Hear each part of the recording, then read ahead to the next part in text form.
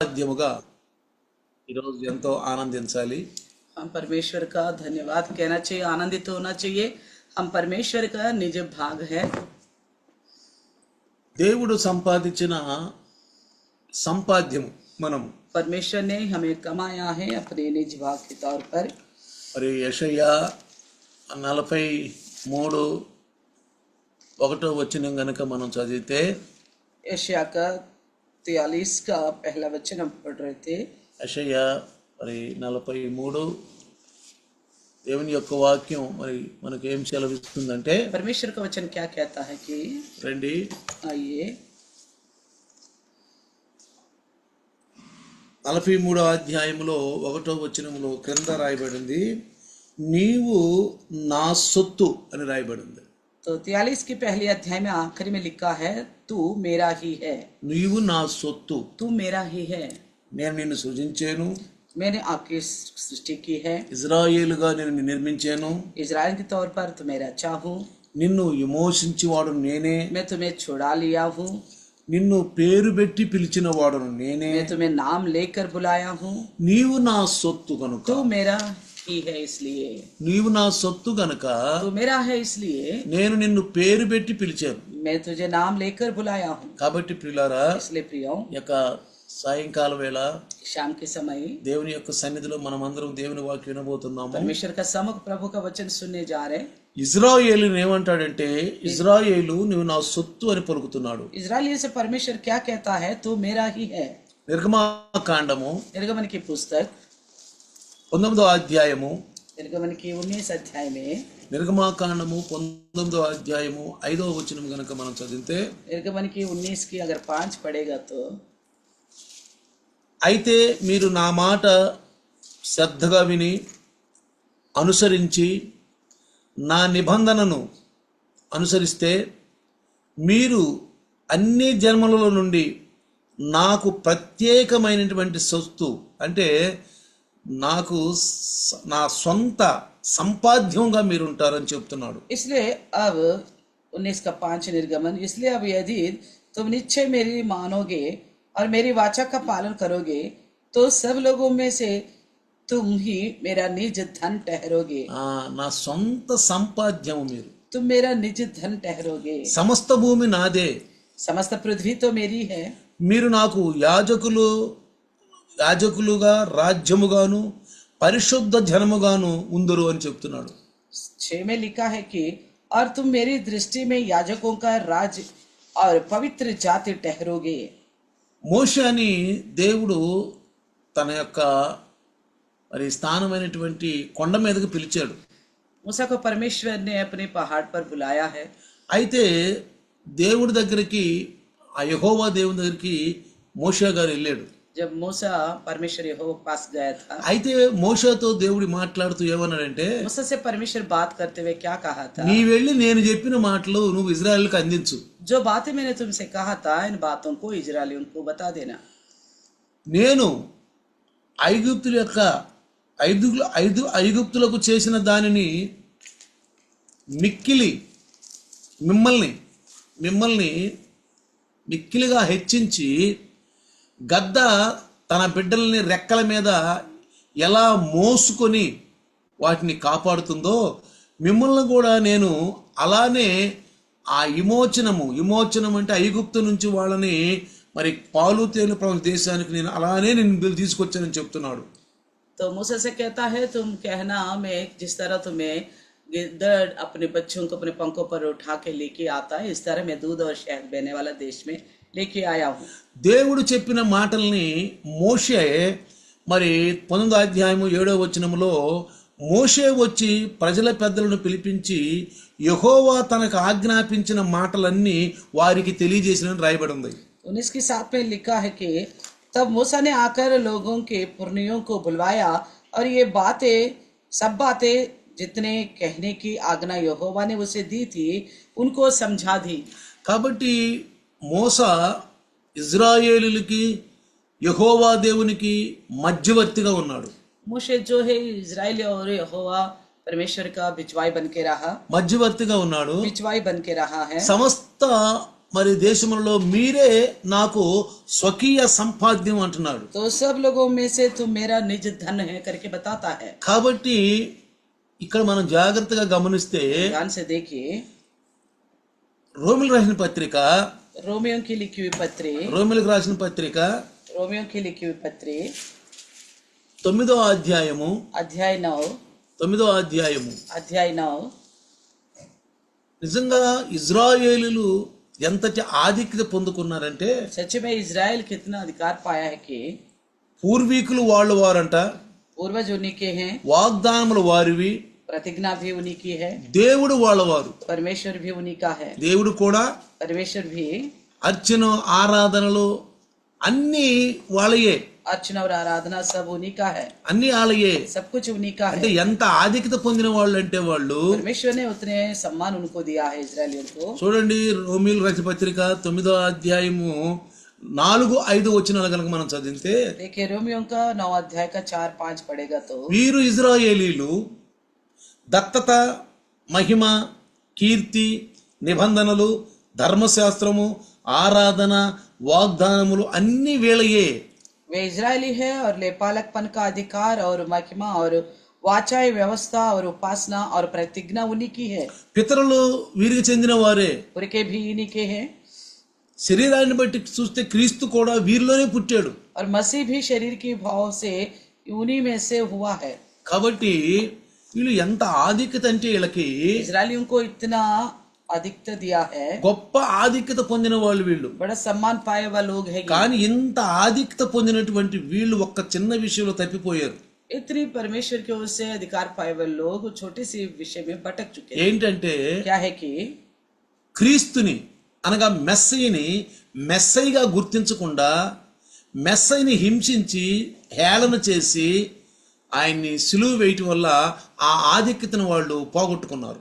तो अपनी इस सम्मान को लोग इसलिए खो बैठे कि मैसेया आया है मगर मैसेया को मैसेया बोलकर नहीं पहचानते हुए अपने उस अधिकार को सम्मान को खो बैठे हैं. అక్కడే చిన్న విషయంలో వాళ్ళు పొరబడ్డారు. इस छोटी सी विषय में वो लोग धोखा खाए हैं. అందుకే ప్రభు యేసు ప్రభుల వారు इसलिए प्रभु यीशु మత్తయి సువార్త मत्ती सुसमाचार 21వ అధ్యాయము 21वें अध्याय 43వ వచనములో 21 का 43 में 43 కాబట్టి దేవుని రాజ్యం మీ యొద్ద నుండి తొలగింపబడి దాని ఫలమిచ్చు జనులకు ఇవ్వడని మీతో చెప్పుచున్నాను. इसलिए मैं तुमसे कहता हूँ कि परमेश्वर का राज्य तुमसे ले लिया जाएगा और ऐसी जाति को जो उसका फल लाए दिया जाएगा. దేవుని రాజ్యము మొదటి శతాబ్దంలో యేసు ఈ భూమి మీద ఆ యొక్క ఇజ్రాయేలుల మధ్యలో ఉన్నప్పుడు దేవుని రాజ్యం యేసు ప్రభు వాళ్ళ మధ్యలోనే ఉన్నాడు. यीशु मसीह जो परमेश्वर का राज्य है पहली शताब्दी में इजराइल के बीच में रहा, तो मानो परमेश्वर का राज्य इजरायलियों का बीच में ही था. ఇజ్రాయేలుల యొక్క మరి ఆ యొక్క దేవుడు మాట్లాడినటువంటి మాటలు అనగా ప్రవక్తలతో మాట్లాడే మాటలు వాళ్ళు నమ్మలేదు. तो परमेश्वर ने इजरायलियों की के द्वारा जो बातें की है उन्होंने यकीन नहीं किया. అందుకని యేసు ప్రభులు వారు ఏమన్నారంటే, इसलिए मसीह ने क्या कहा, దేవుని రాజ్యం మీ యొద్ద నుండి తొలగింపబడుతుంది, परमेश्वर का राज्य तुम्हारे से लिया जाएगा, దాని ఫలమిచ్చు జనులకు ఇవ్వబడునని చెప్పాను. ऐसे जाति को दिया जाएगा जो उसका फल लाएगा. కాబట్టి ప్రియులారా, इसलिए प्रिय నిజంగా చెప్పాలంటే देखा जाए तो ఆ ఫలము క్రీస్తు సంఘమే. ఇప్పుడు वो फल जो है मसीह के नाम से कलीसिया ही है. మీరు అపోస్తుల కార్యము प्रेरितों का काम 12వ అధ్యాయం కూడా మీరు చూస్తే 12 अध्याय को देखेगा तो అపోస్తుల కార్యము 12వ అధ్యాయము प्रेरितों का 12 अध्याय పౌలు గారు ఏమంటాడంటే, पौलुस क्या कहता है, అండి అందరూ 13వ అధ్యాయము 13 अध्याय 13వ అధ్యాయంలో प्रेरितों का 13 46 46 वचन पढ़ेंगे. 11:46 13 का 46. అప్పుడు పౌలు బర్నబా ధైర్యముగా ఇలాగ చెప్పి, దేవుని వాక్యం మొదట మీకు చెప్పటం ఆవశ్యకమే, అయినా మీరు దాన్ని త్రోసివేసి మిమ్మల్ని మీరే నిత్య జీవానికి అపాత్రులుగా ఎంచుకున్నారు కనుక ఇదిగో మేము అన్యజనుల దగ్గరికి వెళుతున్నాము అని చెప్పాడు. तब पौलुस और बरनबास ने निडर होकर कहा, आवश्यकता कि परमेश्वर का वचन पहले तुम्हें सुनाया था, परंतु जब तुम उसे दूर हटाते हो और अपने को अनंत जीवन के योग्य नहीं ठहराते तो देखो हम अन्य जाति की ओर फिरते हैं। ముందు వాక్యము ఇజ్రాయేలుకే ఇవ్వబడింది. पहले तो ये वचन इजरायलियों को ही दिया गया था। అందుకే అంటున్నాడు ప్రవక్తల వాళ్ళవారు, పితరుల వాళ్ళు, ఆరాధనలు, అర్చనలు, ధర్మశాస్త్రము, క్రీస్తు కూడా ఆళ్ళవాడే, ఆళ్ళలోనే పుట్టాడు. इसलिए कहता है कि दुनिया भी उन्हीं की है, अर्चना आराधना उनकी है, व्यवस्था उन्हीं की है, मसीह भी शरीर के भाव से उन्हीं में से पैदा हुआ। నిజంగా నిజమైన దేవుడు, ఉన్నవాడు అనువాడు అన్న దేవునికి మొట్టమొదట ఆరాధన చేసింది ఇజ్రాయేలీలే. सच्चे में इस पृथ्वी पर हकीकत की ईश्वर जो है, हकीकत में उसकी उपासना करने वाला सबसे पहले केवल इजरायली थे। ఆ మాట ప్రపంచానికి తెలియజేయడానికి అబ్రహామును పిలుచుకుని అబ్రహాం ద్వారా ఈ మాట దేవుడు తెలియజేశాడు. तो इस बात को दुनिया भर में बताने के लिए अब्राहम को बुलाकर अब्राहम के द्वारा बताया। అబ్రహాంతో దేవుడు మాట్లాడాడు. अब्राहम से परमेश्वर ने बात की, అబ్రహాము నీ వంశముల ద్వారా భూలోకాలన్నీ ఆశీర్వదించబడతాయి. कहा कि हे अब्राहम तेरे वंश के द्वारा पृथ्वी के सारे कुल आशीष అయితే पाएंगे। మొట్టమొదటి సువార్త వాళ్ళకే అందబడింది. सबसे पहले सुसमाचार भी उनको दिया गया। పౌలు కూడా, అపోస్తులు కూడా ముందు యెరూషలేములోనే ప్రకటించారు. तो पौलुस भी और प्रेरित भी सबसे पहले यरूशलेम में ही मसीह मसीह का ముందు प्रचार యెరూషలేములోనే किया। ఇజ్రాయేలుకే ప్రకటించారు. इजरायलियों को ही प्रचार किया అయితే था। మీరు మాకు చెప్పొద్దన్నారు వాళ్ళు. तो उन्होंने तो बोला हमें मत बताओ यीशु का మాకు समाचार, చెప్పొద్దన్నారు. यीशु की समाचार हमें नहीं बताना। అప్పుడు అపోస్తులు కాక ఆ సంఘంలో చేర్చబడిన వాళ్ళందరూ చల్లాచెదరైపోయారు. तो उस वक्त प्रेरितों के अलावा कलीसिया में जितने शामिल हुए थे बाकी सब तितर बितर हो गए। పౌలు గారు ఏమంటాడంటే, तो पौलुस क्या कहता है, మీరు ఆ దేవుని యొక్క మంచి మాటల్ని తోసిపుచ్చారు, तुमने उस वचन को दूर हटा दे दिया మిమ్మల్ని మీరే నిత్య జీవానికి అపాత్రులుగా ఎంచుకున్నారు. और अपने को अनंत जीवन के योग्य तुम्ही ने ठहराया। కనుక ఇదిగో మేము అన్యజనుల దగ్గరికి వెళుతున్నాం. इसलिए कहता देखो हम अन्य जाति की ओर फिरते 47వ వచనంలో 47 में कहता ఎందుకంటే है, నీవు భూదిగంతముల వరకు రక్షణార్థముగా ఉండేలా నిన్ను అన్యజనులకు వెలుగుగా ఉంచుకొని ఉన్నావు. लिखा है क्योंकि प्रभु ने हमें ये आज्ञा दी है कि मैंने तुम्हें अन्य जातियों के लिए ज्योति ठहराया है। మనం ఎంత ధనులు అండి. हम कितने सच में धन्य हैं। నిజ దేవుడు మనకు దొరికాడు हकीकत के ईश्वर हमें मिल गए हैं తన కుమారుని ద్వారా. अपने पुत्र के द्वारा। నిజంగా ఈ భూమి మీద सच में इस पृथ्वी के ऊपर తన కుమారుడిని యేసయ్యను నమ్ముకున్న వాళ్ళు ఎంత ధన్యులండి. पुत्र परमेश्वर का पुत्र यीशु मसीह पर भरोसा करने वाला कितना धन्य है। అదే కాదు, ऐसा ही नहीं, ఆయనకి నమ్మకంగా ఉన్నవారు ఇంకా ధన్యులు. और उनको भरोसेमंद बन के रहने वाला और भी धन्य है। నమ్మకంగా ఉన్నవారంటే ఇంకా ధన్యులంట. तो भरोसेमंद बन के जो रहा वो और भी धन्य है। విశ్వాసం ఉంచడమే కాదు, विश्वास रखना ही नहीं, క్రీస్తు నమ్ముకోవటమే కాదు, मसीह पर भरोसा करना ही नहीं, నమ్మకంగా ఉండాలి. और भी परमेश्वर का भरोसेमंद बन చాలా के रहना। మంది నమ్మకంగా ఉండరు. बहुत सारे लोग भरोसेमंद नहीं रह पाते। దైవదాసులైనా విశ్వాసులైనా या प्रभु का दास लोग हो या विश्वासी हो, నమ్మకంగా ఉండరు. परमेश्वर के आगे आज्ञाकारी यानी कि भरोसेमंद नहीं रहते। క్రీస్తును నమ్ముకున్న ప్రతి ఒక్కరు నమ్మకంగా ఉండాలి. मसीह पर भरोसा करने वाला हर एक भरोसेमंद होनी चाहिए। నమ్మకం అంటే ఆయనకి ఇష్టంగా ఉండాలి. भरोसेमंद यानी कि परमेश्वर को भाता हुआ होना चाहिए। ఆయనకి ఇష్టంగా మనం నడుచుకోవాలి. उन्हीं की इच्छा के अनुसार हमें चलना है, ఇష్టంగా మనం నడుచుకోవాలి. उन्हीं की इच्छा के अनुसार चलना है। అందుకే ఆయన మనం అంటే ఎంతో ప్రీతి. మీరు నా ఏమంటే అప్పుడు ఏమంటాడు ఆయన, మీరు నా స్వకీయ సంపాద్యం అంటాడు. इसलिए वो हमसे प्रेम करते हुए वो कहता है तू मेरा निज भाग और మీరు धन నా हो, యొక్క నాకు సొత్తు, నా సొత్తు మీరు. तू मेरा ही है बोलता है हमें। అందుకనే इसलिए 47లో 47 में 48లో కూడా 48 में भी అన్యజనులు ఆ మాట విని సంతోషించి దేవుని వాక్యాన్ని మహిమపరిచిరి, నిత్య జీవానికి నిర్ణయింపబడిన వారంతా విశ్వసించిరి. कहता 48 में ये सुनकर ना अन्य जाति आनंदित हुए और परमेश्वर का वचन की बढ़ाई करने लगे, और जितने अनंत जीवन के लिए ठहराए हुए थे उन्होंने विश्वास किया। ప్రభు వాక్యం అంట ఆ ప్రదేశం అంతా వ్యాపించిపోయిందంట. प्रभु का वचन उस सारा देश में फैलने लगा। తర్వాత और మరి 18వ అధ్యాయంలో కూడా మీరు మనం కనుక చూస్తే 18 अध्याय में भी अगर हम देखेगा तो 18వ అధ్యాయము 6వ వచనం కూడా చదివితే 18 का 6 अगर हम पढ़ेगा तो వాడు ఎదురాడి దూషించినప్పుడు అతడు తన వస్త్రాలు దులుపుకొని మీ నాశనానికి మీరే ఉత్తరవాదులు, నేను నిర్దోషిని, ఇక మీదట అన్యజనుల దగ్గరికి నేను పోవచ్చున్నానని చెప్పాడు.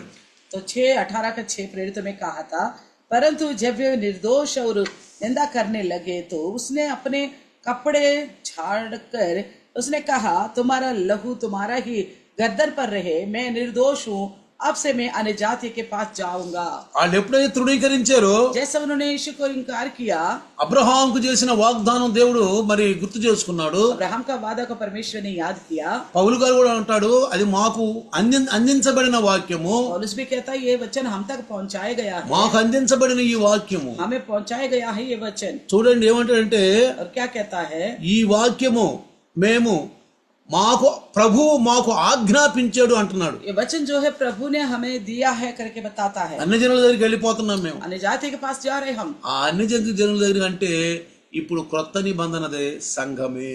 अन्य जाति यानी कि अभी ये नया नियम की जो कलिशा है ना वही है। అందుకే యేసు ప్రభువు సంఘం కడతానన్నాడు. इसलिए यीशु ने कहा मैं कलिशा बनाता हूँ। ఈ సంఘంలోకి అందరూ చేర్చబడతారు. इस कलिशा में सब दाखिल होते हैं, ప్రపంచం మొత్తం మీద दुनिया भर में से, విశ్వవ్యాప్తంగా पूरा विश्व से సంఘము कलिशा। ఇప్పుడు సంఘమే.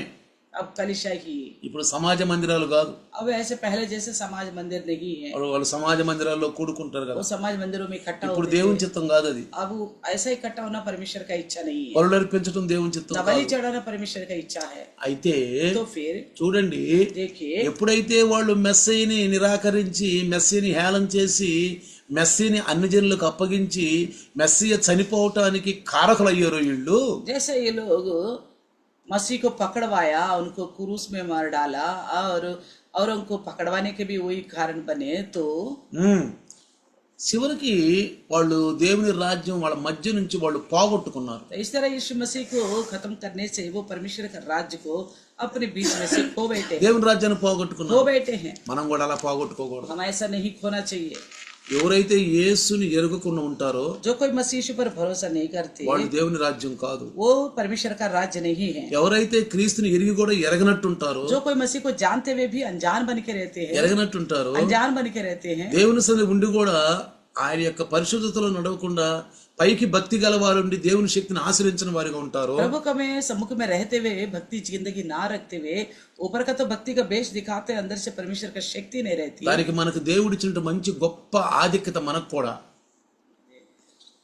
దేవుడిచ్చిన గొప్ప ఆధిక్యత. तो हमें परमेश्वर ने एक अधिकार दिया है చూడండి, సంఘానికి कलिशा के लिए। 1 పేతురు पहला पत्रस 2వ అధ్యాయము 2 अध्याय 9వ వచనము. 9 अध्याय, అయితే మీరు చీకటిలో నుండి ఆశ్చర్యకరమైన తన వెలుగులోనికి మిమ్మల్ని పిలిచిన వాని గుణాతిశయములను ప్రచురము చేయు నిమిత్తము ఏర్పరచబడిన వంశమును, రాజులైన యాజక సమూహమును, పరిశుద్ధ జనమును, దేవుని సొత్తైన ప్రజలై ఉన్నారు. परमदेव तुम एक चुना हुआ वंश और राज्य पदाधारी याजकों का समाज और पवित्र लोग और परमेश्वर की निज प्रजा हो, इसलिए कि जिसने तुम्हें अंधकार में से अपनी अद्भुत ज्योति में बुलाया है उसके गुण प्रकट करो। ఒకప్పుడు ప్రజగా ఉండక ఇప్పుడు దేవుని ప్రజలైతిరి, ఒకప్పుడు కనికరింపబడక ఇప్పుడు కనికరింపబడితిరి. तुम पहले तो कुछ भी नहीं थे पर अब परमेश्वर की प्रजा हो, पर दया नहीं हुई थी पर अब तुम पर दया हुई है। ఇప్పుడు ప్రియులారా, మీరు పరదేశులను యాత్రికులై ఉన్నారు గనుక ఆత్మకు విరోధముగా పోరాడు శరీరాశలను విసర్జించుడి.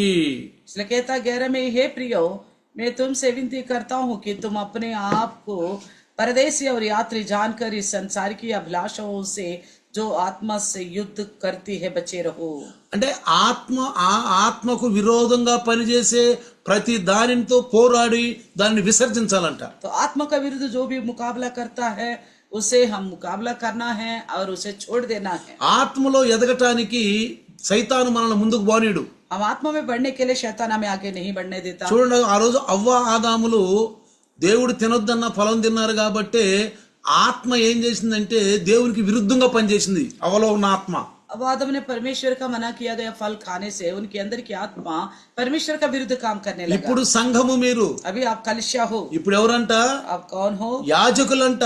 याजक है। ఇప్పుడు యాజకులు మీరు, अभी याजक हो। आप రాజులు, आप राजा हो। రాజులు, ఏర్పరచబడిన వంశము, चुने हुए वंश है, పరిశుద్ధ జనము, पवित्र लोग है, దేవుని సొత్తైన ప్రజలు. परमेश्वर की निज प्रजा हो। ఎందుకంటే ఆ సువార్త మనకు అందబడింది.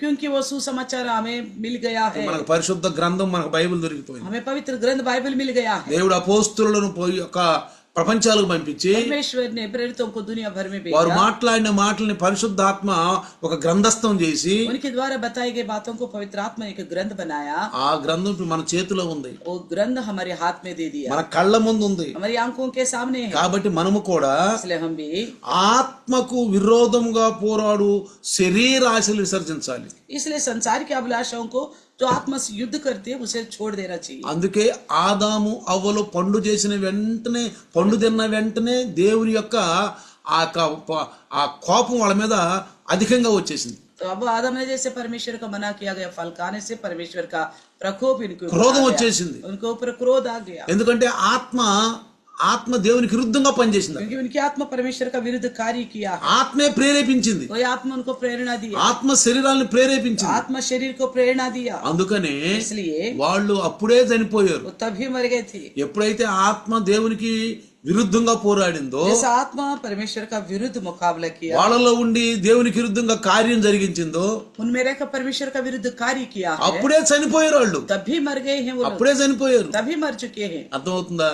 समझ ఆ చనిపోయినటువంటి ఆత్మ ఆ ఆదామైన బిడ్డల మనల్ని మళ్ళీ మనల్ని ఆత్మ ఉత్తేజింపడానికే ఇప్పుడు పేతురు గారు అంటాడు, ఆత్మకు విరోధముగా పోరాడు ఆ శక్తులు అయితే ఏమన్నాయో వాటిని మనం గెలవాలంట. इसलिए वो उस वक्त का मरा हुआ आत्मा हमारे अंदर से और बाहर आने के लिए पौलुस कहता है आत्मा का विरुद्ध लड़ने वाले उन शक्तियों को हम जीतना है। చాలా మంది ఏమంటారంటే, बहुत सारे लोग क्या कहते हैं, మేము క్రీస్తు నమ్ముకున్నాం, हम मसीह पर भरोसा किए మేము हैं, విశ్వాసులే हम అంటారు. विश्वासी है बोलते हैं। కానీ విశ్వాసులే, हाँ है కానీ विश्वासी, అసలైన విశ్వాసులు ఎవరో తెలుసా? असली विश्वासी कौन है पता ప్రతి है? దానిలో నమ్మకం ఉండేవాడు. हर एक बात में भरोसेमंद बन के रहने वाले। అసలైన విశ్వాసులు ఎవరండి? असली विश्वासी कौन है? ప్రతి దానిలో నమ్మకం ఉండాలి. हर एक बात में भरोसेमंद रहना है। కొంత దానిలో నమ్మకం ఉండి కొంత దానిలో మరి వేరుగా ఉండకూడదు. कुछ बातों में भरोसा रहा, कुछ विषय में भरोसा नहीं रहा, ऐसा नहीं होनी चाहिए। సంపూర్ణంగా ఉండాలి. మనం संपूर्ण होनी चाहिए। మన భక్తి సగం సగం కాదు. हमारी भक्ति आधी आधी नहीं होनी चाहिए। కొన్నిట్లో బాగా బలంగా ఉంటాం, కొన్నిట్లో బలహీనంగా ఉంటాం. कुछ बातों में बड़ी सामर्थ्य दिखते हैं, कुछ बातों में बड़ा कमजोर दिखते అలా ఉండకూడదు. हैं, ऐसा नहीं रहना चाहिए। అన్నిటి అందును सब बातों ప్రతి में, దానిలో సంపూర్ణంగా ఉండాలి. हर बातों में संपूर्ण रहना है। నిజం చెప్పాలంటే మన యొక్క విశ్వాసం బైబిల్తో కలిపి ఉండాలని ఎప్పటి నుంచి చెప్తున్నాం. तो हमेशा कहता हमारे विश्वास बाइबल के संग जुड़ा होना चाहिए, ఎందుకంటే మనం వెలబెట్టి కొనబడిన వాళ్ళం. क्योंकि हम मोल देकर खरीदिए गए हैं। వెలబెట్టి मोल देकर క్రీస్తు సొత్తైన ప్రజలు మనం. हम मसीह की निज प्रजा है। 1వ కొరింథీ రాసిన పత్రిక पहला कोरिन्थियों की लिखी हुई पत्री, పౌలు గారు కొరింథీ సంఘానికి రాసిన మొదటి పత్రిక पौलुस को जो कोरिन्थियों की लिखी है पहली पत्री 6వ అధ్యాయము 19-20, 6 के 19 और 20 में, మీ దేహము దేవుని వలన మీకు అనుగ్రహింపబడి మీలోనున్న పరిశుద్ధాత్మకు ఆలయమైనదని మీరు ఎరుగురా, మీరు మీ సొత్తుగారు. क्या तुम नहीं जानते कि तुम्हारा देह पवित्र आत्मा का मंदिर है और तुम में बसा हुआ है और तुम्हें परमेश्वर की ओर से मिला है, तुम अपने नहीं हो। మీరు మీ సొత్తుగారు, तुम अपने नहीं हो, ఇరువ పెట్టి కొనబడిన వారు గనుక మీ దేహముతో దేవుని మహింపరచుడి. क्योंकि दाम देकर मोल लिए गए हो, इसलिए अपने देह के द्वारा परमेश्वर की महिमा करो। నిర్గమాకాండములో చూస్తే निर्गमन में देखते हैं ఒక మంచి ఘటన ఏంటంటే, एक अद्भुत घटना क्या है कि 19వ అధ్యాయం ఏమన్నాడు? 19 अध्याय में क्या कहा, మీరు నా స్వకీయ సంపాద్యము అన్నాడు. तू मेरा धन है करके बताता है। అయితే వీళ్ళు దేవుణ్ణి ఎప్పుడైతే వాళ్ళు దేవుని విసర్జించి దేవుడు చెప్పే పని చేయకుండా ఉన్నారో, ऐसे इन्होंने परमेश्वर का उल्लंघन किया, उनकी कहने वाली बातों को नहीं माना, అప్పుడు దేవుడు అన్నాడు, तब परमेश्वर ने कहा ఇక నేను మీతో రాను, अब मैं आपके साथ नहीं आऊंगा, నేను మీతో రాను, मैं तुम्हारे साथ नहीं ఇదిగో నా आऊंगा, दూత మీతో వచ్చుద్ది, मेरा दूत तुम्हारे साथ आएगा, మీరు వెళ్ళండి అన్నాడు. तुम जाओ बोला। అదే 33వ అధ్యాయము నిర్గమాకాండము निर्गमन का 33 अध्याय 3వ వచనములో, 3 वचन में, పాలు తేళ్లు ప్రవహిస్తున్న దేశానికి వెళ్ళుడి, ఒకవేళ త్రోవలో మిమ్మల్ని నశింపచేస్తానేమో, నేను మీతో కూడా రాను, మీరు లోబడని మొండి ప్రజలు అన్నాడు. कहता है कि तुम लोग उस देश को जाओ जिसमें दूध और मधु की धाराएं बहती हैं, परंतु तुम हठीले हो, इस कारण मैं तुम्हारे बीच में होके ना चलूंगा। ऐसा ना हो कि मैं मार्ग में तुम्हारा अंत कर डालूं, ఎందుకంటే ఇంతకు ముందు చాప్టర్ లో क्योंकि इससे पहले अध्याय में వాళ్ళు దూడం చేసుకుని పూజించారు, उन्होंने बछड़ा बना के उसकी आराधना की, దూడం చేసుకుని పూజించారు बछड़े की కాబట్టి आराधना किया। నిజదేవుణ్ణి నిజరక్షకుణ్ణి జీవం కలిగిన దేవుణ్ణి ఆరాధించలేదు వాళ్ళు. इन्होंने जीवित उद्धारकर्ता परमेश्वर को आराधना नहीं किया, తెలిసి जानते हुए भी, తెలిసి కూడా, जानकर भी, అందుకే తెలిసి పాపం చేయకూడదండి. इसलिए जानते हुए भी पाप नहीं करना चाहिए। మనకు దేవుడిచ్చిన ఆశీర్వాదం ఆధిక్యత సంఘము, हमें परमेश्वर ने आशीर्वाद दिया है, वो कलिसिया, మనం సంఘము, हम कलिसिया है, మనం సంఘము. हम कलिसिया है, తెలిసి పాపం చేయకూడదు. हम जानते हुए भी पाप नहीं करनी నాకు चाहिए। తెలియదు కాబట్టి నేను చేస్తున్నాను అనుకుంటాం కాదు, अनजान हूँ तो मैं कर सकता हूँ करके मत सोचना, తెలుసుకోవాలి. इसके बारे में जानना है। సంఘానికి వచ్చి వాక్యం వినాలి, कलिसिया में आकर वचन सुनना వాక్యం है, వినటంలో ఎక్కువ ధ్యానం ఉంచాలి. वचन सुनने में ज्यादा ध्यान रखना है। నాకు తెలియదు కాబట్టి నేను పాపం చేస్తున్నాను కాబట్టి, తెలియదు కాబట్టి నేను నీకు మరి అనుకూలంగా ఉంటాను, నేను ఎత్తబడే సంఘంలో ఉంటాను అనుకోకూడదు. मैं अनजान हूँ, मैं अनजानी में करता हूँ तो कोई बात नहीं, मैं उठा लिया जाने वाला कलिसिया में रह सकता हूँ, అందుకనే ऐसा मत सोचना। ఆ ధనవంతుడు ఆ యొక్క నరకంలోకి వెళ్ళినప్పుడు అబ్రహాం అంటాడు, కింద మోషే యొక్క ధర్మశాస్త్రం ఉంది, ప్రవక్తలు ఉన్నారు, వాళ్ళ మాటలు వినాలి అని చెప్పాడు. इसलिए धनवान जब नरक में गया था, अब्राहम ने कहा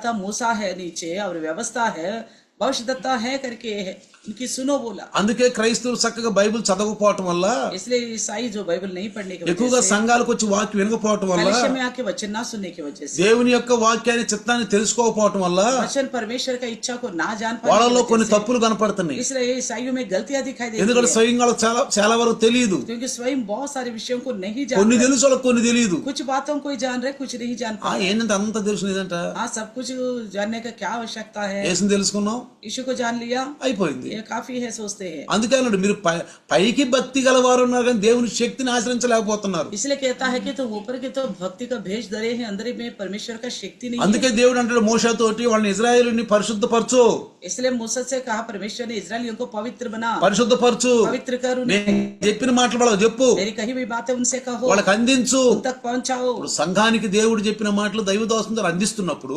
कलिसिया के लिए परमेश्वर जो बताते हैं दास के द्वारा, అందిస్తున్నప్పుడు दास के द्वारा बताता है, तो వాటిని మనం నేర్చుకోవాలి. उन बातों को मानना पड़ेगा। కొంతమంది సంఘంలో సంవత్సరాల తరబడి ఉంటారు, कुछ लोग कलिसिया में सालों सालों से వాళ్ళు रहते हैं, నేర్చుకునేది ఏమీ ఉండదు. कुछ भी नहीं सीखते, వాళ్ళు అసలు నేర్చుకున్నది ఏమీ ఉండదు. कुछ भी नहीं सीखते। సమయం వచ్చినా మనకు అర్థమవుతుంది వీళ్ళు ఏమీ నేర్చుకోలేదు. जब समय आता तो मालूम पड़ता है, अरे इन्होंने कुछ भी नहीं सीखा अभी तक, ఎందుకంటే అలాంటి పనులు చేస్తా ఉంటారు. क्योंकि उस तरह का व्यवहार करते हैं। మరి దైవదాసుడు దాన్ని క్రమపరిచినప్పుడు ఇది తప్పు అన్నప్పుడు చాలా మంది కోపపడతారు. तो प्रभु का दास उसको नियंत्रण में लाता है, ये गलत है बोलकर समझाता तो फिर लोग गुस्सा करते हैं। అందుకనే ఈ 32వ అధ్యాయం నిర్గమాకాండము निर्गमन की 32 में 34వ వచనము, 32 का 34 में కాబట్టి देखिएगा నీవు तो, వెళ్ళి నేను నీతో చెప్పిన దేశానికి ప్రజలను నడిపించు, నా దూత నీకు ముందుగా వెళ్ళును, నేను శిక్షించే రోజున వారి పాపమును బట్టి వారిని శిక్షిస్తాను. तो अब तू जाकर उन लोगों को उस स्थान में ले चल जिसकी चर्चा मैंने तुमसे की थी। देख मेरा दूत तेरे आगे आगे चलेगा, परंतु जिस दिन मैं दंड देने लगूंगा उस दिन उनको इस पाप की भी दंड दूंगा। నేను దండిస్తాను వాళ్ళని, मैं दंड ఈ दूंगा, పాపాన్ని బట్టి దండిస్తాను, इस पाप का भी दंड दूंगा, కానీ నా దూత నీకు ముందుగా వెళ్తాడు. उसके लिए मेरा दूत तेरे आगे से चलेगा। కానీ పౌలు గారైతే लेकिन पौलुस ఆ 34వ అధ్యాయము మోషే గారు मूसा 34వ అధ్యాయము निर्गमन का 34 8వ వచనం 9వ వచనం కనుక మనం చదివితే, 8 और अगर 9 पढ़ते हैं అప్పుడు మోషే త్వరపడి సాష్టాంగపడి నమస్కారం చేసి, యెహోవా నా మీద నీకు కృప కలిగి ఉంటే నా ప్రభు మా మధ్య ఉండి మాతో కూడా రావలెను. तब कहता है मूसा ने तुरंत पृथ्वी की ओर झुककर दंडवत किया और उसने कहा, हे प्रभु यदि तेरे अनुग्रह की दृष्टि मुझ पर हो तो प्रभु हम लोगों के बीच में होकर चले। వీరు లోబడలోని ప్రజలు అనేది నిజమే, కానీ మా దోషాన్ని మా పాపాలను క్షమించి మమ్మల్ని నీ సొత్తుగా స్వీకరించు. ये लोग हठीली तो है, तो भी हमारे अधर्म और पाप का क्षमा कर और हमें अपना निज भाग मान के ग्रहण कर। ఏమంటున్నాడు ఇక్కడ, क्या कहता है मूसा यहाँ पे, అయ్యా నీ సొత్తుగా మమ్మల్ని స్వీకరించు. हमें अपना निज भाग के रूप में ग्रहण कर। ఒకప్పుడు నువ్వు అన్నావు నీ స్వకీయ మీరందరూ నా స్వకీయ సంపాద్యం అన్నారు. एक समय आपने कहा था आप मेरा निज भाग हो, धन हो। ఐగుప్తు నుంచి వాళ్ళని విమోచించినప్పుడు मिस्र से जब उनको छुड़ाया था, ఆ భయంకరమైనటువంటి ఇనుప కొలిమిలో నుంచి వాళ్ళని బయట తీసినప్పుడు उस आग की भट्टी में से उनको जब निकाला था, అప్పుడు అన్నాడు, कहता है మీరు నా యొక్క స్వకీయ సంపాద్యం, तुम मेरा निज भाग हो నా बोला, సొత్తు కాబట్టి तुम मेरा ही है बोला, మిమ్మల్ని నేను విడిపించాను. इसलिए मैंने छुड़ाया हूँ बोलता है। కాబట్టి ప్రియులారా, इसलिए प्रियो, ఇప్పుడు మన సంఘము, अभी हमारा कलिसिया సంఘానికి వాక్యం వినపడబోతుంది. कलिसिया का वचन बताता है, కాబట్టి మీరు నా కొత్త సృష్టి, तू मेरा नई सृष्टि हो, నేను గొప్ప నిర్మాణం చేశాను ఈ భూమి మీద मैंने మీకు, अच्छी निर्माण किया हूँ मैं నేను आपको, మిమ్మల్ని విమోచించాను, मैंने आपको छुड़ा लिया हूँ, నేను నిన్ను పేరు పెట్టి నిన్ను मैं పిలిచాను. तुझे नाम लेकर पुकारा हूँ, ఇప్పుడు నీవు నా సొంత సంపాద్యంగా ఎన్నుకున్నాను. तू मेरा अभी निज धन हो, निज भाग हो।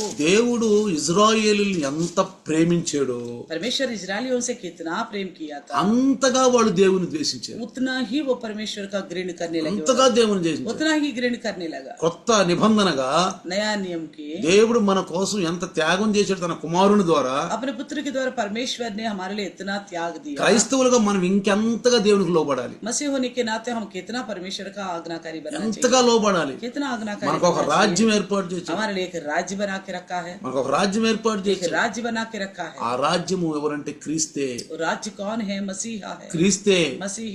కాబట్టి इसलिए క్రొత్త నిబంధన భక్తులుగా नया नियम के भक्तगण होने के नाते మొదటి వచనంలో చక్కగా 5 విషయాలను మనం తెలుసుకున్నాం. तो पहले विषय में हमने 5 बातों को जान लिया। ఏది యెషయా 43 यशायाह का 43 का ఒకటో వచనంలో पहली वचन में 5 విషయాలు మనం తెలుసుకున్నాం. 5 विषयों को हमने जान लिया। ఎంత ఆనందించగలిగిన విషయాలు. कितनी आनंददायक बातें हैं। అయితే కొంచెం రెండో వచనానికి మనం వస్తే, जब दूसरे वचन में पहुंचते हैं तो రెండో వచనంలో యెషయా 43 यशायाह 43 का రెండో వచనం, दूसरे वचन 43 రెండో వచనంలో, నీవు జలములలో పడి దాటునప్పుడు నేను నీకు తోడయ్యుందును, నదులలో పడి వెళ్ళినప్పుడు అవి నీ మీద పొర్లి పారవు, నీవు అగ్ని మధ్య నడుచున్నప్పుడు కాలిపోవు, జ్వాలలు నిన్ను కాల్చవు అని చెప్పాడు.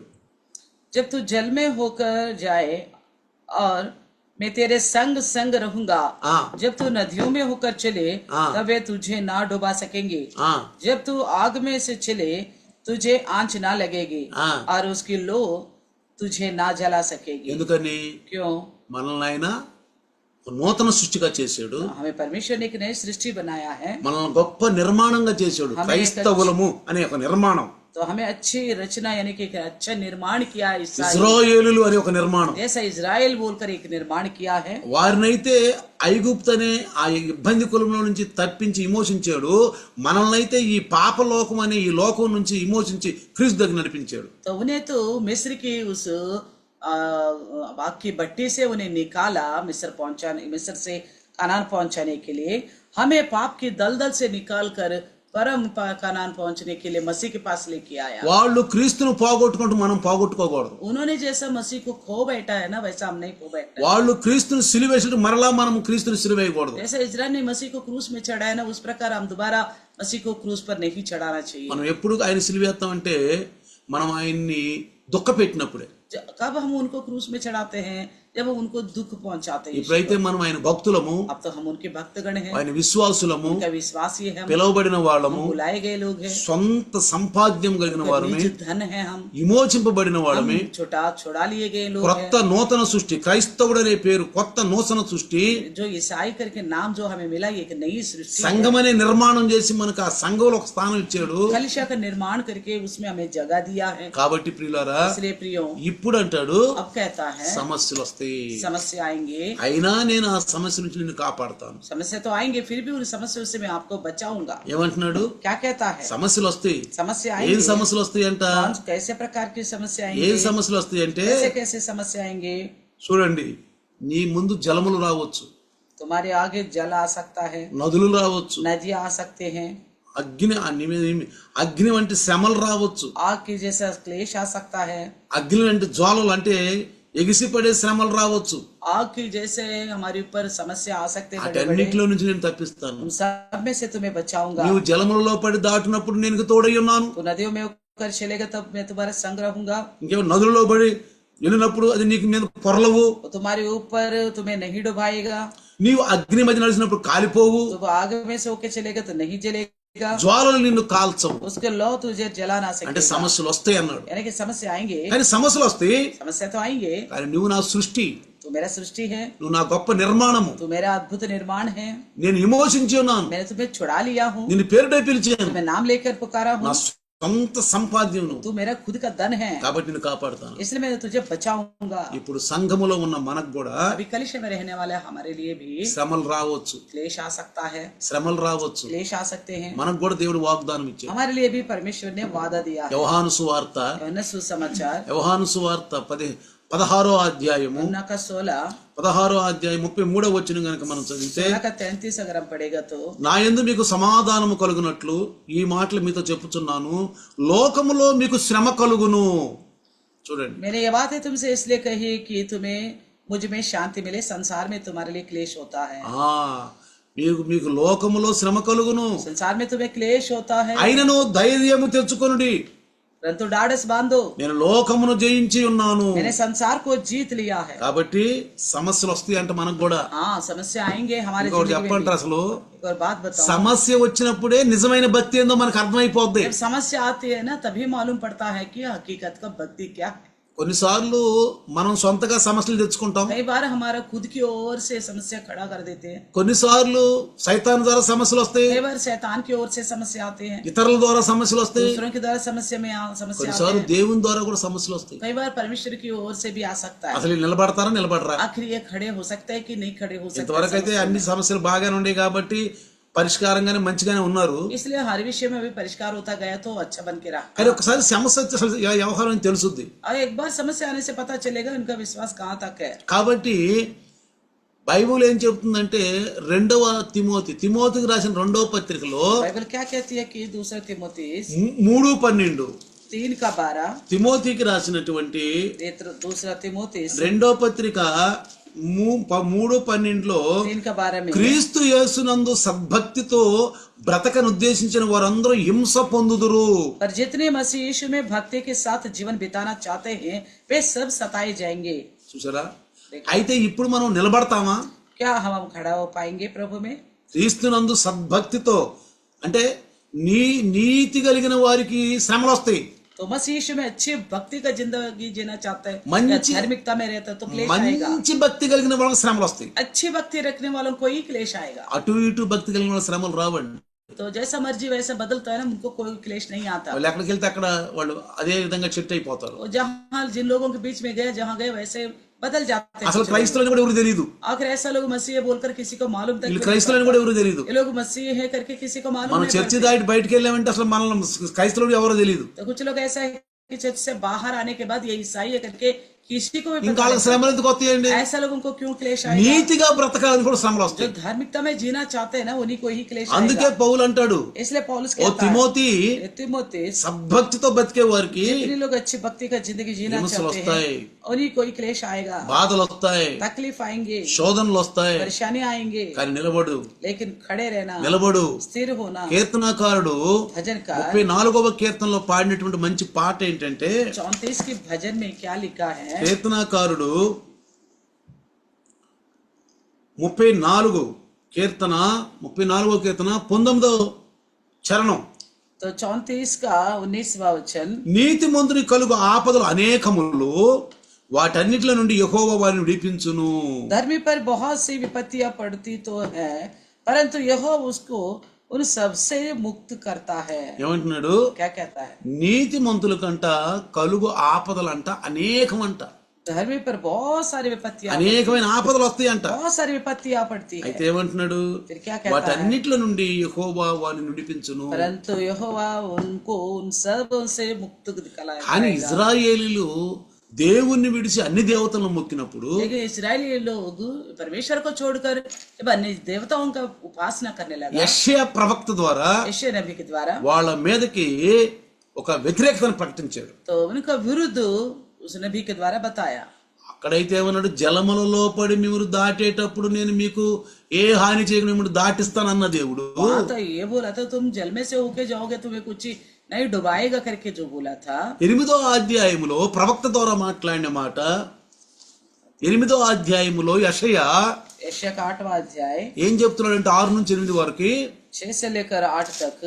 జలముల లాగంట అశ్షూరు వారంట వాళ్ళ మీదకి ప్రవాహం లాగా వస్తారంట. तो अश्शूर की लोग जल के समान उनके ऊपर आएंगे, జలముల లాగా जल के समान। చూడండి, देखिए దేవుడు వాళ్ళ మీదకి క్రోధం ప్రకటిస్తున్నాడు. परमेश्वर उनके ऊपर प्रकोप लेके आ रहे हैं। అశ్షూరు వారు వచ్చి अश्शूर के लोग అంటే आएंगे, జలముల లాగా వస్తారంట, వాళ్ళు जल के समान उनके ऊपर आएगा, ప్రవాహం లాగా వస్తారంట. एक बहाव की तरह आएगा। వచ్చి 10 గోత్రాలను వాళ్ళని తీసుకెళ్లిపోతారు. तो आकर 10 गोत्रों के लोगों को लेके ఆ जाएगा। తర్వాత కొన్ని సంవత్సరాల తర్వాత और कुछ सालों के बाद బబులోను వారు వస్తారు, बबुलोन के लोग आएंगे 2 గోత్రాలను और తీసుకెళ్లిపోతారు. 2 गोत्रों को लेके जाएगा। ఎందుకంటే क्योंकि మీరు నిజ దేవుణ్ణి వదిలిపెట్టి तुम सच्चे ईश्वर को छोड़कर సృష్టిని పూజిస్తూ ఉన్నారు. सृष्टि की उपासना कर रहे हो। చూడండి, देखिए ప్రవక్త మాట్లాడిన మాటలు, యెషయా ప్రవక్త మాట్లాడిన మాటలు यशायाह नबी जिस बात की कहता है, देखिए 8వ అధ్యాయము 8वें अध्याय का 6, 7, 8 చదివితే 6, 7, 8 पड़ेगा। ఈ జనులు మెల్లగా పారు షిలోహు నీళ్లు వద్దని, అంటే షిలోహులో ఉన్న దేవుణ్ణి వీళ్ళు వద్దని,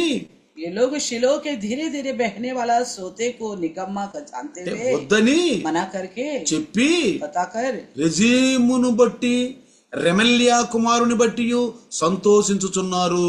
और रसीन और रमल्या के पुत्र के संग एक करके आनंदित करते हैं। కాగా ప్రభువు బలమైన యుప్రటీసు నది విస్తార జలములను అనగా అశ్షూరు రాజును అంటున్నాడు. చూడండి అక్కడ. इस कारण सुन प्रभु उन पर उस प्रबल और गहरे महानद को अर्थात अश्शूर के राजा को, అంటే यानी कि అశ్షూరు రాజ్యం వీళ్ళ పైనంట, ఆ సేనలంట విస్తారమైన జలములాగా వచ్చేస్తారంట. तो अश्शूर राजा की सेना इन लोगों के ऊपर एक विस्तार महानद की पानी की बराबर आएंगे। చూడండి, देखिए అశ్షూరు రాజును అతని దండంతటిను వారి మీదకి రప్పించును. अर्थात अश्शूर राजा को उसके सारे प्रताप के साथ चढ़ा लाएगा, కాలువల్లాగా జలముల్లాగా పార్తి అంట వాళ్ళ మీద. तो उनके ऊपर एक बहाव की तरह बहने लगेगा దాని కాలువలన్నిటిపై పొంగి ఒడ్డులంటి మీదను పొర్లు పారును. और उनके सब नालों को भर देगा और सारे तटों से छलका बहेगा। 8వ వచనం, 8वां वचन, అవి యోధా దేశంలోనికి వచ్చి పొర్లి ప్రవహించును. और वे यहूदा की भी चढ़ाएगा। అవి కుతికిల లోతగును. ఇమ్మానుయేలు పక్షి తన రెక్కలు ఇప్పినప్పటి వలె దాని రెక్కల వ్యాపకము నీ దేశ వైశాల్యం అంతటిని వ్యాపించును. और बढ़ते बढ़ते उस पर छिड़ेगा और गले तक पहुंचेगा। और हे इज़राइल, तेरा समस्त देश उसके पंखों के फैलने से ढक जाएगा। అశ్షూరు రాజు దండంతా పెద్ద జలముల యొక్క ప్రవాహం లాగా వచ్చేసింది. अश्शूर राजा का सारा सेना बहुत बड़ा महानदी के बराबर आ गया। 10 గోత్రాలని బానిసలుగా తీసుకెళ్లిపోయాడు. 10 गोत्रों को गुलाम बना कर लेके ఆ తర్వాత गया। ఇర్మియా ప్రవక్త ప్రవహించాడు. इसके बाद यिर्मयाह ने नबूवत किया। ఇంకా రాబోయే దినాలలో బబులోను రాజు వస్తాడు, నెబుకద్నెజరు. आने वाले दिन में राजा बबुलोन का आएगा नबूकदनेस्सर। ఆ 2 గోత్రాల వాళ్ళని కూడా తీసుకెళ్లిపోతాడు. 2 गोत्रों के लोगों को भी लेके जाएगा। అర్థమవుతున్న ప్రియులరా? समझ में आ रहे हैं? కాబట్టి इसलिए తీసుకెళ్లి ले जाकर మిమ్మల్ని అక్కడ హింసిస్తారు. आपको बड़ा ताड़ना देगा। ఏం తెలుసా? क्या पता है? బబులోను రాజు बबुलोन का राजा తీసుకెళ్లి ले जाकर పెద్ద విగ్రహం చేసి बड़ा मूर्ति बनाकर ఏం చేశాడు? क्या किया? పెద్ద విగ్రహం చేసి बहुत बड़ा मूर्ति बनाकर ఆ తీసుకెళ్లినటువంటి మంచి జ్ఞానం కలిగిన కుర్రవాళ్ళని जो अच्छी समझदार लड़कों को लेके गया था ఏమన్నాడు? ఆ విగ్రహానికి మీరు మొక్కమన్నాడు. और कहा कि उनसे इस मूर्ति का दंडवत करो। ఏమన్నాడు? क्या कहा? ఈ విగ్రహానికి మీరు మొక్కండి. इस मूर्ति का दंडवत करो तुम। కానీ ప్రియులారా, लेकिन प्रियो, వాళ్ళు ఎక్కడున్నా సరే वो कहीं पे भी रहा, నిజదేవునికి క్రోధం కలిగించిన వారుగా ఉన్నారు. तो सच्चे परमेश्वर को गुस्सा नहीं दिलाए उन्होंने। మూడో అధ్యాయంలో కనుక చూస్తే దానియేలు పుస్తకము दानियेल का 3रा अध्याय देखेगा तो ఒక బంగారు 10వ వచనంలో చూస్తే 10वें वचन में देखेगा तो చూడండి, బాక, తెల్లన గ్రోవి, పెద్ద వీణ, విపంచక, సింఫోనియా, సకల విధములైన వాయిద్య ధనులను వినే ప్రతి వాడు సాగిలపడి బంగారు విగ్రహానికి నమస్కారం చేయాలి. రాజా, हे राजा, तूने तो ये आज्ञा दी है कि जो मनुष्य नरसिंगे, बांसुरी, वीणा, सारंगी, तिराई, सितार, शहनाई आदि उस सब प्रकार के बाजों का शब्द सुने, वे गिरकर उस सोने की मूर्त को दंडवत करे। నమస్కరించని వాడెవడో వాడు మండుతున్న అగ్నిగుండములో వేయబడునని తాము ఒక ఆజ్ఞ జారీ చేశారు కదా. तो और जो कोई गिरकर दंडवत ना करे वे धधकते हुए भट्टे के बीच में डाल दिया जाएगा. కానీ लेकिन 12వ అధ్యాయం అంటాడు, 12వ వచనం అంటాడు, 12 वचन में कहता है, రాజా తాము షద్రకు మేషకు అబేద్నెగో అనే ముగ్గురు యూదుల్ని బబులోను దేశంలోని రాచకార్యాలని విచారించడానికి నియమించారు కదా.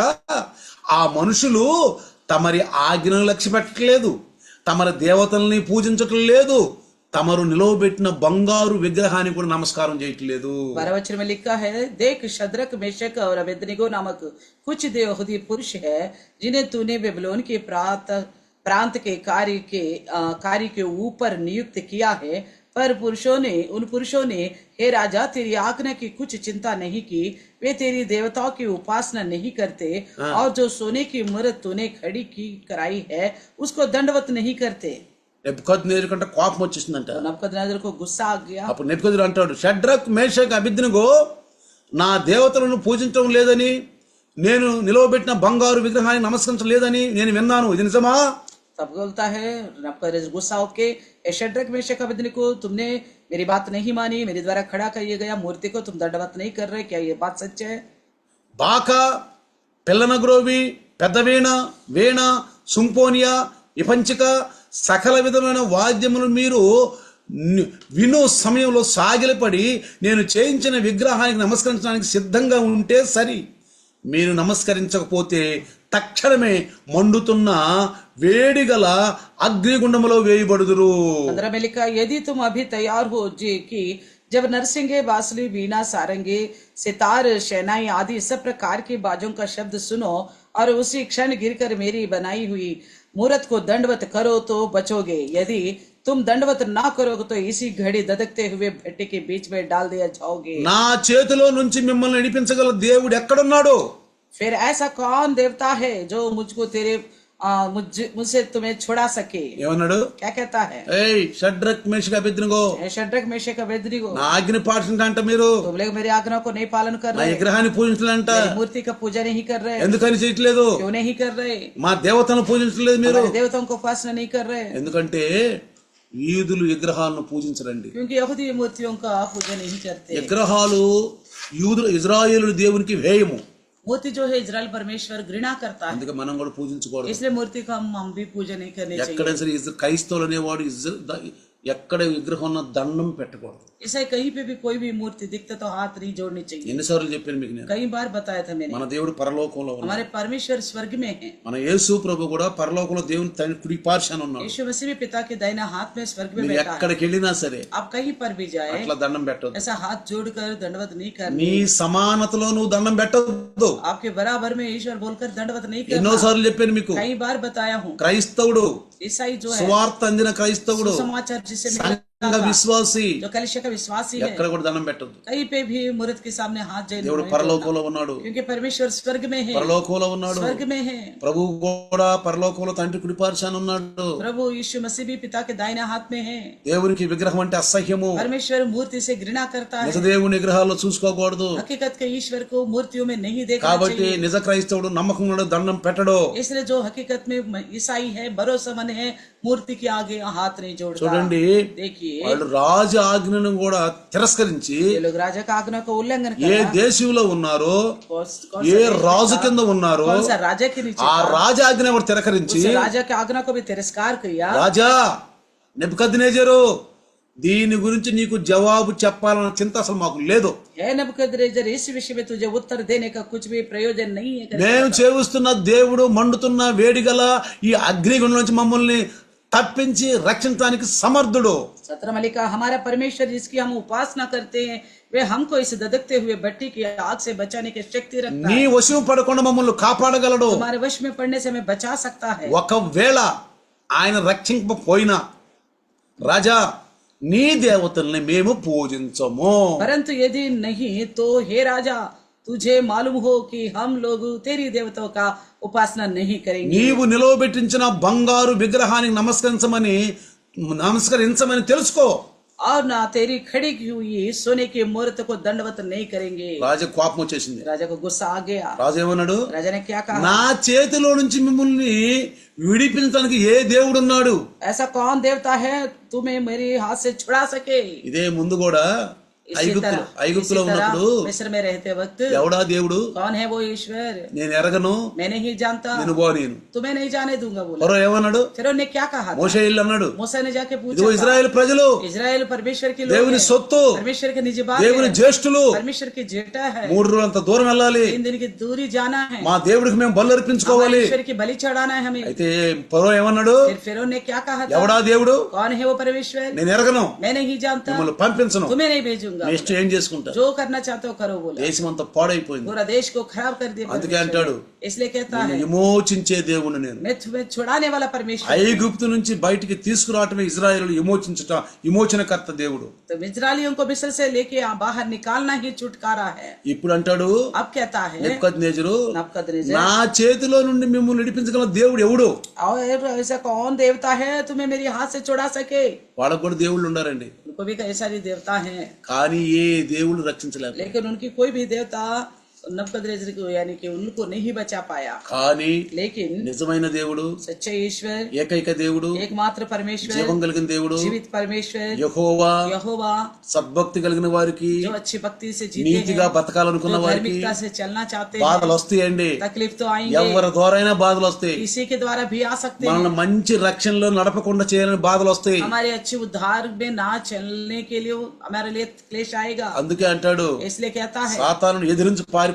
शैतान का सामना करो, वो भाग जाएगा। నీతిగా నిలబడు, సమస్యలు పారిపోతే. धार्मिकता में बने रहो, समस्या आप ही भाग जाएगा। రాజాకు కోపం వచ్చి यहाँ पे राजा को गुस्सा आकर వండుతున్న గుండాన్ని 7 చేయండి అన్నాడు. तो धधकते हुए आग की भट्टी को और 7 गुना बढ़ाने के लिए 7 कहा చేసి था। 7 गुना ఈ बढ़ाकर శత్రుకు మేష అభివృద్ధి కూడా వేసేసేయండి అన్నాడు. शड्रक मेशक अबेदnego को डाल दो उसमें, వేసేసేయి అన్నాడు. डाल दो बोला। అనేటప్పటికి ऐसा बोल दिया షడ్రకు మేషకు అభివృద్ధిని నిడర్రగా ఉన్నారండి, तो उसके बावजूद भी शड्रक मेशक अबेदnego निडर बन के रहा, ఆనందంగా ఉన్నారండి. बड़े आनंद से रहा। అందుకే నేను చెప్పాను, इसलिए पहले कहा था క్రీస్తును నమ్ముకున్న మనము मसीह पर भरोसा करने वाला ఆయన हम, మీద నమ్మకంగా ఉండాలి. उन पर भरोसा ही रखना है, ఆఖరి వరకు నమ్మకంగా ఉండు. अंत तक भरोसा मन बन के నీకు रहो, కలిగిన రక్షణ గట్టిగా పట్టుకో. अपने उद्धार को अच्छी तरह थामे ఎన్నో रहना। సమస్యలు వస్తాయి, जितना भी समस्या శోధనలు వస్తాయి, परेशानी भी आ जाए, తప్పిపోవద్దు. भटकना నువ్వు नहीं, పొందుకున్న రక్షణని तुम जो उद्धार पाए हो గట్టిగా పట్టుకో, उसको अच्छी तरह थामे रहना, జారిపోవద్దు. फिसलना नहीं देना उद्धार జారిపోవద్దు. को, फिसलने नहीं देना उद्धार అందుకని को। इसलिए ఒక మంచి భక్తుడు ఒక మాట చెప్పాడు, एक भक्तगण ने एक बात बताया था, నీ ముందు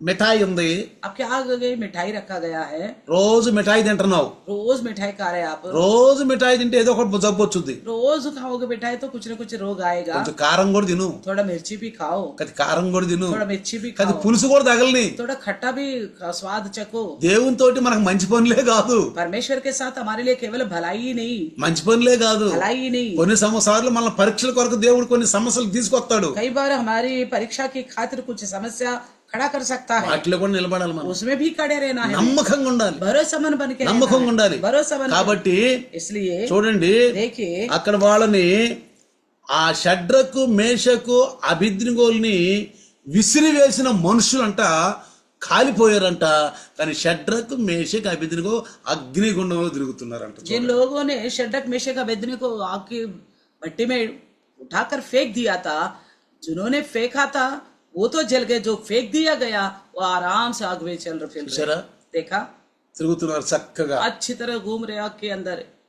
నెబుకద్నెజరు సింహాసనం మీద కూర్చున్నాడు. नबूकदनेस्सर बैठा अपने सिंहासन पर, రైట్ రండి అన్నాడు. रे इधर आओ बोला। మనం విసిరేసింది ముగ్గురును కదరా, हमने तो आग में 3 को ही डाला था ना, ముగ్గురును కదా. आग को मैंने 3 को ही डाला था ना। నలుగురు ఎవర్రా, నాలుగో మనిషి ఎవరు? ये तो चौथा इंसान कौन है? ఈ నాలుగో మనిషి ఎవరు? ये चौथा इंसान है कौन? ఆయనే वही యేసయ్య. यीशु मसीह। యేసయ్య మనుష్య కుమారుడు. यीशु मसीह जो मनुष्य का पुत्र ఆ है, నాలుగో రూపం वो चौथा रूप, దేవుని కుమారుని పోలిన రూపము. परमेश्वर का सा रूप, पुत्र का रूप। 25వ వచనం మీరు చదివితే 25वें वचन इसमें पढ़ोगे तो ఏమంటున్నాడు? ఆ నాలుగవ రూపం वो चौथा रूप जो है, దేవుని కుమారుని పోలిన రూపము. चौथा पुरुष का स्वरूप ईश्वर के पुत्र के सादृश्य है। నెబుకద్నెజరు వేడి కలిగి మండుతున్న అగ్నిగుండము వాకిలి దగ్గరికి వచ్చి మహోన్నతులైన దేవుని సేవకులైన షద్రకు మేషకు అభిద్నిగో బయటికి రండి. तो नबूकदनेस्सर ने क्या किया? धधकते हुए भट्टी के द्वार के पास आकर कहने लगा, हे शड्रक मेशक अबेदnego, ये परम प्रधान परमेश्वर के दासों, निकल कर यहाँ आओ, చూడండి, देखो। వాళ్ళ శరీరాలకి ఏ హాని చేయట్లేదంట, వారి తల ఎంట్రులు ఒకటైనను కాలిపోలేదంట, వారి వస్త్రాలు ఏమి కూడా చెడిపోలేదంట. ना उनका देख जला, ना उनके कपड़े में महकाए जलने का, ना उनके कोई बाल तक ना जला। అందుకంటున్నాడు, इसलिए कहता है, ఇదిగో ఏ జనములో గాని, ఏ రాష్ట్రంలో గాని, ఏ భాషలు మాట్లాడే వారిలో గాని షద్రకు మేషకు అబేద్నెగో అనే వారి దేవునికి వ్యతిరేకముగా ఏదైనా పలికితే వాడు మొక్కల మొక్కగా చేయబడును. तो कहता है कोई भी जाति में हो, कोई भी लोगों में है, 29వ వచనం 29 में लिखा है, ఆ कोई भी उस परमेश्वर का विरुद्ध बात करेगा तो उनको टुकड़े टुकड़े किया जाएगा। వాని ఇల్లు పెంట కుప్పగా చేయబడును అని ఒక శాసనం చేస్తున్నానని చెప్పి तो ఆజ్ఞాపించాడు. उन्होंने बताया उनका घर पूरा गिराया जाएगा और उनका सब कुछ नष्ट कर दिया जाएगा। షడ్రకు మేషకు అబేద్నెగోని వారి యొక్క బబులోను సంస్థానంలో హెచ్చించాడంట. तो उस वक्त राजा ने शद्रक मेशक अबेदनेगो को उनकी बेबीलोन में बड़ा ऊंचा स्थान में रखा है। Praise the Lord, hallelujah. Hallelujah. అందుకే इसलिए నువ్వు దేవునిలో కనుకుంటే హెచ్చించబడతావు. अगर तुम परमेश्वर में बने रहोगे तो ऊंचा किया అన్ని जाओगे। సమస్యలు తట్టుకోవాలి. सब समस्याओं का सामना करना అన్ని होगा। సమస్యలు सब समस्याओं का తట్టుకుంటే सामने करने దేవుడు से అద్భుతంగా మనల్ని రక్షిస్తాడు. परमेश्वर अद्भुत रीति से हमको ఆయన बचाएगा। బలిష్టమైన చేతుల కింద మనం ఉంటే. हम उनके सामर्थ्य हाथ के नीचे बने रहेंगे तो। అందుకే 1వ పేతురు 4:10 వచనం కనుక చదివితే, इसलिए पहला पत्रस का 4 का 10 पढ़ेगा तो, 1వ పేతురు पहला पत्रस 4:10 4 का 10 पढ़ेगा तो, ఆ जिनको जो वरदान मिला है वे उसे परमेश्वर का नाना प्रकार के अनुग्रह के भले भंडारियों के समान एक दूसरे की सेवा में लगाए। ప్రతి 1వ పేతురు 4:10 మనకు శ్రమ కలిగినప్పుడు ప్రభువులో మనము దేవునిలో మనం ఉన్నప్పుడు మనకు శ్రమ కలిగినప్పుడు ఆ శ్రమలను తట్టుకునే శక్తి కూడా మనకి ఇచ్చాడని చెప్పి రాయబడి ఉంది ప్రియులారా. तो परमेश्वर का वचन में लिखा है हमें जब क्लेश आता तो उन क्लेशों का सामना करने का शक्ति भी परमेश्वर हमें देता है। దేవుడు ఆ శక్తిలో మనల్ని నడిపిస్తాడు. परमेश्वर उस शक्ति में हमें चलाएगा, మహిమ నుండి అధిక మహిమలో రప్పిస్తాడు. महिमा से अधिक महिमा में पहुंचाएगा। అందుకనే కొరింథీయులకు రాసిన పత్రిక इसलिए कोरिन्थियों की लिखी हुई पत्री 10వ అధ్యాయము 10वीं अध्याय 10వ అధ్యాయము కొరింథీయులకు రాసిన మొదటి పత్రిక 10వ అధ్యాయము 13వ వచనంలో ఆ శోధన నుంచి మనం తప్పించుకునే మార్గం కూడా మనకి ఏర్పాటు చేస్తాడు. पहला कोरिन्थी का 10 का 13 में लिखा है उस परीक्षा में हमें बाहर निकलने के लिए निकास भी करेगा। Praise the Lord. Praise the Lord. కాబట్టి పిల్లరా మనకు భయం వద్దు, इसलिए हमें डरने की आवश्यकता नहीं, భయపడకూడదు. नहीं डरना चाहिए। కాబట్టి इसलिए 1వ పేతురు రాసిన 1వ పత్రిక पहला पत्रस 1వ అధ్యాయము पहला अध्याय 6 నుంచి 8 కనుక మనం చదివితే, 6 से लेकर 8 तक पढ़ेगा तो, ఇప్పుడు మీరు మిక్కిలి ఆనందించున్నారు గాని అవసరమును బట్టి నానా విధమైన శోధనల చేత ప్రస్తుతమును కొంచెము కాలం మీకు దుఃఖము కలుగుచున్నది. నశించిపోవు సువర్ణము అగ్ని పరీక్ష వలన శుద్ధపరచబడినది కదా, దానికంటే అమూల్యమైన మీ విశ్వాసము ఈ శోధనల చేత పరీక్షకు నిలిచినదై యేసుక్రీస్తు ప్రత్యక్షమైనప్పుడు మీకు మెప్పును మహిమయు ఘనతయు కలుగుటకు కారణమగును. पहला पत्र पहला अध्याय 6 से 8 तक, इस कारण तो मगन होते हो, यद्यपि अवश्य है कि अभी कुछ दिनों के लिए नाना प्रकार की परीक्षा का कारण दुख में हो, और यह इसलिए है कि तुम्हारा परखा हुआ विश्वास जो आग से ताया हुआ नाशवान सोने के भी कहीं अधिक बहुमूल्य है, यीशु मसीह के प्रकट होने पर प्रशंसा और महिमा और आदर का कारण ठहरे। అందుకనే इसलिए ఒక భక్తుడు అంటాడు, एक भक्तगण कहता है, ఏమంటాడంటే ఒక భక్తుడు, क्या कहता है, మీరు తగరమా బంగారమా? आप सोना है या प्लास्टिक है? అగ్ని వచ్చినప్పుడు తగరం కాలిపోయి మసి అయిపోద్ది. तो आग जब लगता तो प्लास्टिक जो के जल के खत्म हो जाता है। అదే బంగారం అయితే अगर वही सोना होगा तो ఇంకా మెరుసుద్ది. और भी निखार आती है। ఏమవుద్ది? क्या होगा? ఇంకా మెరుసుద్ది. और भी निखार आती है। బంగారం అయితే ఇంకా మెరుసుద్ది. सोना और भी निखर आता है। కాబట్టి इसलिए మనం తగరంగా ఉండకూడదు, हम प्लास्टिक बन के नहीं रहना మనం चाहिए, తగరంగా ఉండకూడదు, पन्नी बन के नहीं रहना బంగారంగా चाहिए, ఉండాలి. हम सोने के समान होना चाहिए। అందుకని ఏం చేయాలంటే మనము, इसलिए क्या करना है? ప్రభువా ए प्रभु, వస్తే కష్టాలు రానియండి, आता तो क्लेश आने दो, నన్ను పరిశోధించు, मुझे परखो, కానీ నీ మీద నేను సనగను, फिर भी मैं आपके ऊपर नहीं कुड़कुड़ाऊंगा, నేను సనగను. नहीं ఈ कुड़कुड़ाऊंगा। సమస్యలు నాకు ఉత్తమమైన మార్గం చూపిస్తాయి. इन समस्या में से मेरे लिए उत्तम मार्ग నేను मिलेगा। సమస్య వెనుక తీయను, समस्या में मैं पीछे नहीं हटूंगा, వెనుక తీయను. नहीं हटूंगा पीछे। నాకు నీ యొక్క మార్గాన్ని తెలియజేయటానికి ఈ సమస్య వచ్చింది నమ్ముతున్నాను. मैं यकीन करता हूँ तुम्हारे मार्ग को और अच्छी तरह बताने के लिए समस्या आ गया। కాబట్టి యెషయా యొక్క గ్రంథములో यशायाह की पुस्तक में 47:1 ఐదు 47 ఆశీర్వాదాలు మనకి ఇచ్చాడు. 5 आशीर्वाद हमें दिया है। కానీ 2వ వచనంలో 43:2 42 की दूसरी वचन में సమస్యలు బాధలు శోధనలు నేను వాటి నుంచి కాపాడుతాను. आपको समस्या परेशानी आती है तो मैं उनसे आपको కానీ बचाऊंगा। ఇజ్రాయెల్ తప్పిపోయారు కాబట్టి लेकिन इजरायली भटक चुके हैं। ఆ రాజుల్ని మంచినీళ్ళ ప్రాయంగా ఒక జల విస్తారంగా తీసుకొచ్చి వీళ్ళని తీసుకెళ్లి ఆ యొక్క అన్ని దేశాల్లో బానిసలుగా చేసేసి वो भटक चुके थे इजराइल, इसलिए अन्य जाति राजाओं को इनके ऊपर एक महानद की बराबर ले आकर उन्हें एक गुलामी के लिए लेके गया। కానీ కొత్త నిబంధన భక్తులుగా लेकिन नया नियम के भक्त को ఇప్పుడు మనం క్రీస్తుకు విరుద్ధంగా వాక్యానికి విరుద్ధంగా నడుస్తాము. जैसे हम मसीह का विरुद्ध वचन का विरुद्ध चलते हैं, సాతాను వశం అయిపోతాం, शैतान का वश में हो लेते हैं, లోకంలో గడిచిపోతాం, संसार में मिल जाते हैं, లోకాశల్లో గడిచిపోతాం. संसार की लालसों में पड़ जाते हैं। యేసు క్రీస్తు వచ్చి ఎత్తబడం మనం मसीह यीशु आएगा तो ऐसा में उठा लिए नहीं जाएंगे, మనం ఎత్తబడం, नहीं उठाए जाएंगे, కానీ తీర్పులోకి వస్తాం. न्याय में भी आएंगे।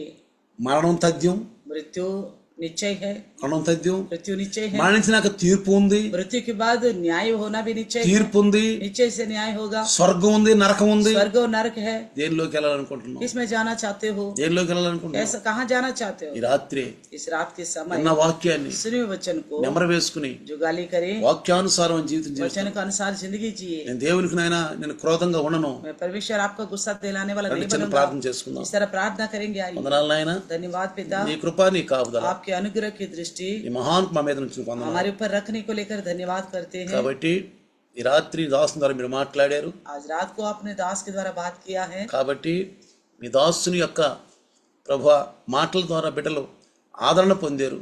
आपके दास की बातों के द्वारा प्रभु आपके संतान आदरण पाया। ఎన్నో వాక్యం సైతం ఎత్తుకొని పోకుండా सुने वचन शैतान ना ले जाने पाए। 100 పాళ్ళు 100 के 100 गुना 100 పాళ్ళు 100 के సహాయం 100 गुना फलवंत होने के लिए मदद करना। యేసు నామములో అడుగుతున్నాను. यीशु के नाम से मांगते हैं पिता। ఆమేన్. आमीन। అందరికీ వందనాలమ్మా. Praise the Lord. అందరికీ